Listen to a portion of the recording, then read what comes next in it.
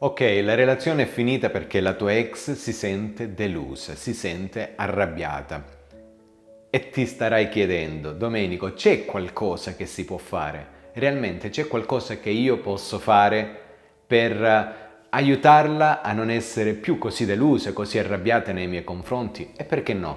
Provare a tornare insieme. Ebbene sì, ci sono delle cose che io voglio dirti all'interno di questo video, ecco perché ti invito a rimanere fino alla fine, perché sono 3 passaggi conseguenziali e molto molto importanti. La prima cosa da considerare è perché lei è delusa, perché è arrabbiata. Molto spesso mi sento dire Domenico è arrabbiata perché abbiamo litigato l'altro giorno e poi eccetera eccetera eccetera. No.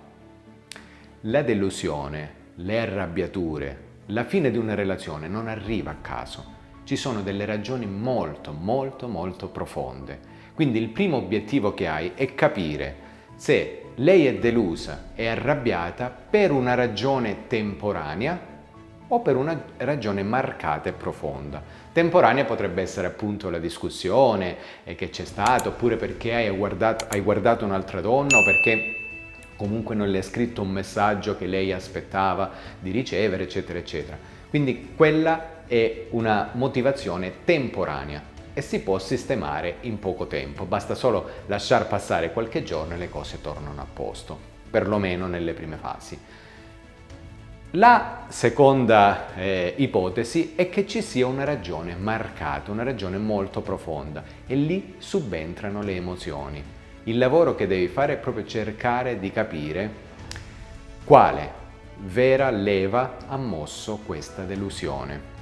Bene, a questo punto, una volta che hai stilato la tua lista, che sei entrato nella consapevolezza e nella comprensione di cosa realmente è accaduto, il passaggio successivo è quello di comprendere, di entrare nella fase di empatia, comprendere fino in fondo le emozioni che in questo momento sta provando l'altra persona. Molto spesso si commette un errore molto molto grave. Ok, la mia ex è delusa. Sai, scusa, faccio la scenetta, scusa, ho sbagliato, non volevo, lo sai, sono uno stronzo, sai, ti prometto che questo non accadrà più, stai tranquilla, lo so che sei arrabbiata. No, no. Perché no? Perché in realtà stai puntando il faro verso di te, ok?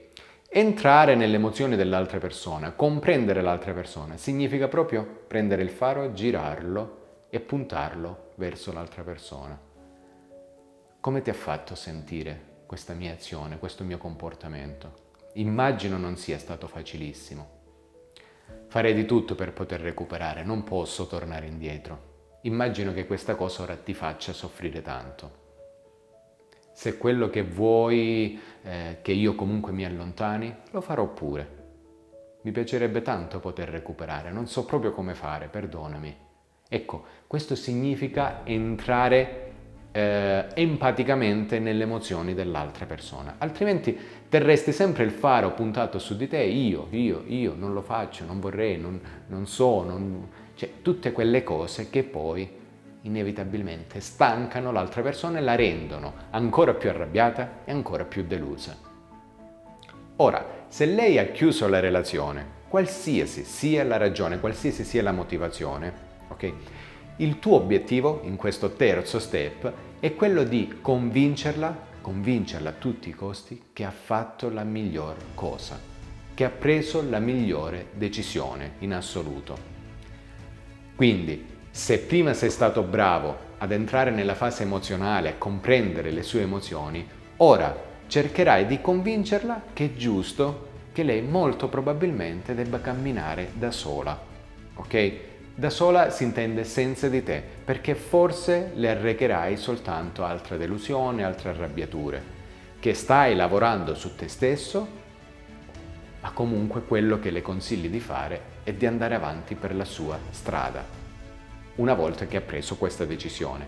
Questo ti servirà, tramite l'utilizzo della psicologia inversa, a ribaltare un po' gli eventi, perché lei magari si chiederà: perché mi sta dicendo in questo modo? Cosa c'è sotto?